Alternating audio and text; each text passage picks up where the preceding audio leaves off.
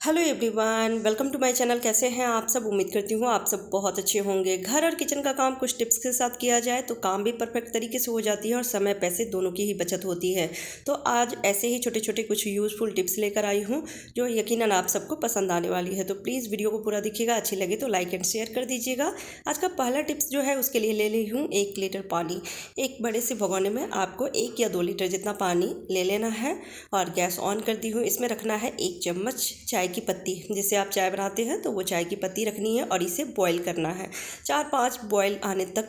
इसे आप उसे बॉईल कीजिए और उसके बाद गैस ऑफ करके ठंडा होने के लिए छोड़ देना है। थोड़ा सा नॉर्मल रहे जितना, और उसके बाद आप किसी भी बर्तन में इसको निकाल लीजिए, चाहे टब में निकालिए या फिर बाल्टी में, और उसमें पैर को भिगो के रखना है। गर्मी के समय में पूरे दिन शूज़ पहन के रहने से पैर में बदबू आती है जो नॉर्मल वाटर से धोने से नहीं जाती है।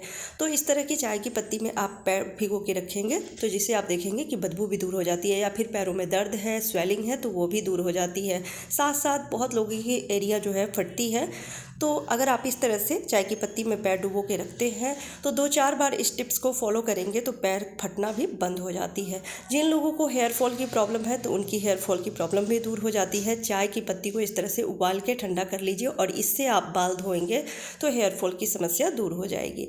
अगला टिप्स है चूहा को लेकर। घर में चूहा कई बार बहुत ज़्यादा हो जाते हैं जो आतंक मचाते हैं, कपड़े भी कट करते हैं, कपड़े ख़राब होती है, साथ साथ किचन में अगर घूमते हैं तो वो बीमारी का खतरा है। तो उससे बचने के लिए आज मैं बहुत ही बढ़िया टिप्स लेकर आई हूँ जिससे चूहे मरेंगे भी नहीं, क्योंकि कई बार चूहे मर जाते हैं तो अच्छा नहीं लगता है। तो चूहा इससे मरेंगे नहीं, बस डर के भाग जाएंगे, फिर वापस कभी नहीं आएंगे। तो उसके लिए ले लेना है 1 से 1.5 चम्मच गेहूं का आटा और थोड़ा सा बटर या घी आप ले सकते हैं, थोड़ा सा ही लेना है। और इसमें आप तंबाकू मिक्स करके एक कड़क डो तैयार कर लीजिए। कड़क डो तैयार करना है और कड़क डो तैयार करने के बाद छोटी छोटी गोलियां बना लीजिए और फिर वहाँ पर रखिए जहाँ पे चूहा ज़्यादा आती है। किचन में ही ज़्यादा चूहा आती है क्योंकि किचन में खाने पीने की चीज़ें हो जाती है, या फिर जहाँ पे कपड़े हम रखते हैं तो वहाँ पे।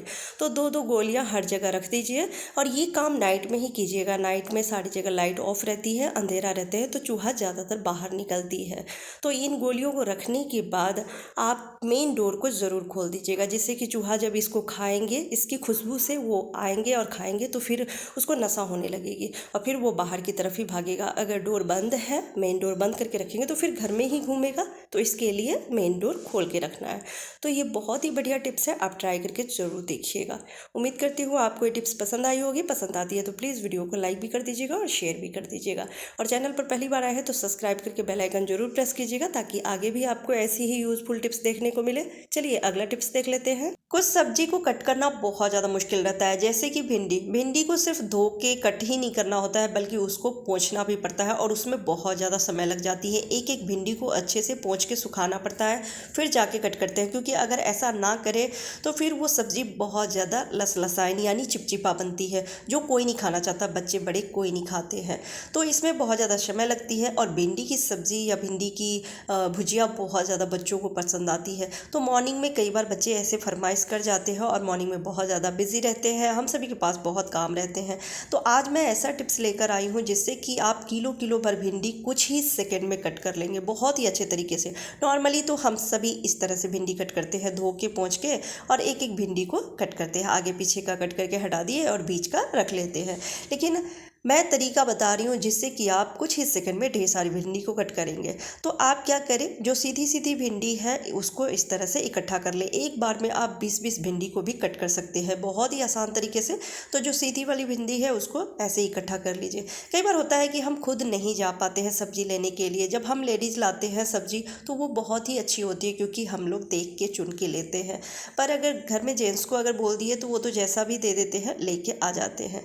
तो अगर टेढ़ी वाली भिंडी है तो उसमें ख़राब होने का डर रहता है, यानी कीड़े भी हो सकते हैं, तो उसको हम बाद में कट करेंगे। जो सीधी सीधी भिंडी है उसको इकट्ठा करके और फिर इलास्टिक वाली रबर लगा देंगे, और फिर जो आगे से डंठल होती है उससे कट करके हटा के, और जैसा भी मर्जी है आप आसानी से फटाफट कट कर सकते हैं, चाहे बड़े बड़े पीसेस में कट कीजिए या फिर छोटे छोटे में। और इस तरह से रबर को पीछे खिसकाते जाइए। इस तरह से बहुत ही आसानी से कुछ सेकंड में ढेर सारी भिंडी को कट कर सकते हैं और फटाफट मॉर्निंग में आप टिफ़िन में भी बच्चों को बना कर दे सकते हैं या फिर ब्रेकफास्ट में खिला सकते हैं। बहुत ही आसान तरीका है। एक बार में आप 20 भिंडी या 15 भिंडी को भी कट कर सकते हैं। तो देख सकते हैं कि मैं कुछ सेकंड में इतनी भिंडी कट कर ली हूँ। बहुत ही आसान तरीका है। आपको कैसा लगा कमेंट करके ज़रूर बताइएगा। अच्छी लगी हो तो वीडियो को लाइक ज़रूर कर दीजिएगा और शेयर भी कर दीजिएगा। चलिए अगला टिप्स देख लेते हैं।